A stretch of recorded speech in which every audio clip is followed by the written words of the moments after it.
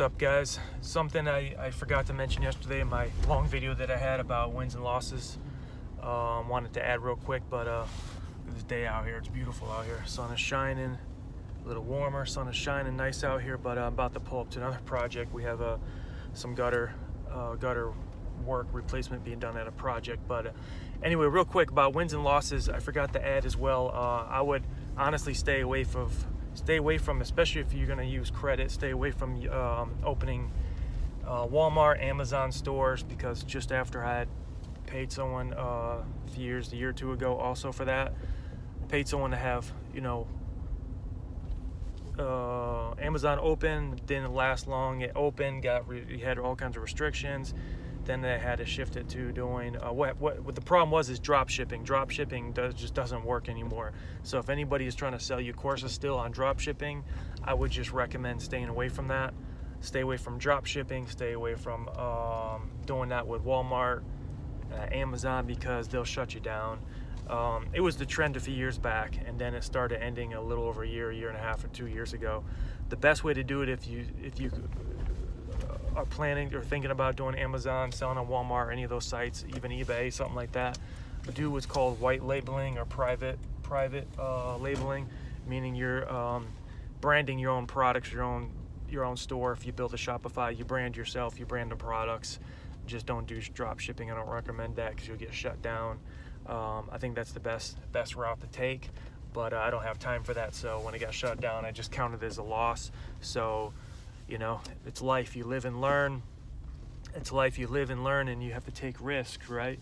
Life is about risks. You have to just figure out what your tolerance level is, whether it's investing real estate, stocks, cryptos, anything that you, just being alive is a risk, right? So you definitely have to take some kind of risk, especially if you're planning to be in business or have a business or start a business or do any type of investments. You have to take some type of level of risk. It's just you have to figure out what your tolerance level is, and you have to figure what type of investor you are. Back when I used to invest in real estate, I found that I don't have I'm kind of more of a hyper personality.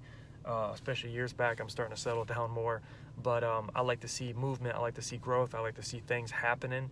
So I wasn't all about doing the long hold with real estate, so I was trying to do the flips, had some rentals, try to create increase the value and flip it, right? I'll drop another video for you guys about all the different real estate transactions I've done. I've done all kinds of stuff, land contracts, flipped notes. I've done all kinds of stuff, different creative ways of doing real estate some years back. But anyway, you have to figure out what your risk tolerance is. Everyone's risk tolerance is different, but when you start going into investing, you figure out, it takes a little time, but you figure out what type of investor you are. But just figure out your tolerance level and the amount of risk. But then I would also say be careful about using credit and all that to start up stores. And if you don't listen to what I'm saying, you decide to open up a Amazon store, or Walmart, or any of those stores doing drop shipping, just be aware that it most likely could get shut down.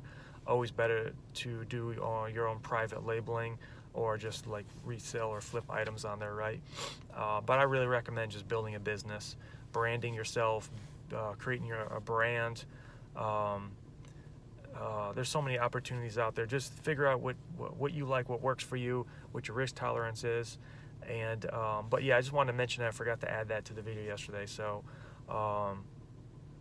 taking a hit on Walmart's stores. So I'm just personally staying away from that altogether and just building a roofing company, which is never taken a loss. So we always have daily, weekly, monthly wins with this. Yeah, that's pretty much it. But in life, you have to take some kind of risk if you want to get ahead. So you still need to realize if you want to get ahead, you still need to take risks.